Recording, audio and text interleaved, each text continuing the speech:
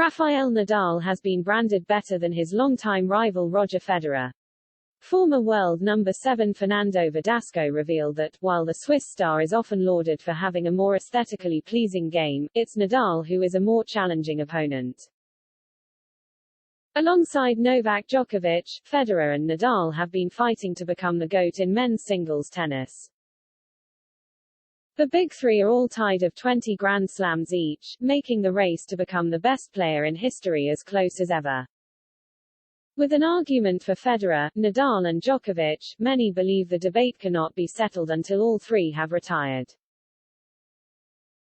Despite that, the Swiss star has often been regarded as the GOAT, likely because he was the first of the three to break Pete Sampras' record of 14 majors, and was also the first to reach 20, so got to the title first. However, one former top 10 player has given his backing to Nadal, listing the reasons he believes the Spaniard is the superior player. Fernando Verdasco, who lost to Nadal in his only Grand Slam semi-final at the 2009 Australian Open, found his compatriot to be a trickier opponent to face. Being at 100% at all times, I think Rafael Nadal demands one more step from you, both physically and mentally, he told Punto de Break. The 37-year-old had the season of his career back in 2009 and has been a mainstay in the top 50 for several years but fell outside of the world's top 100 this year after struggling with injuries.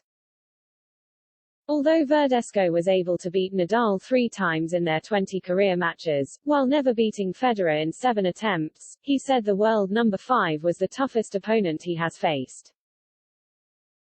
Being all at 100%, I think Rafa demands one more step from you, both physically and mentally, the world number 133 said.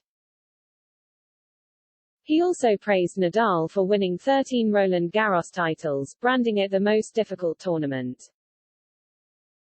Verdasco laughed, Nadal has won Roland Garros 1,000 times, the toughest tournament mentally and physically in the world, but other Spaniards have dominated it before. This is seen in the history of tennis.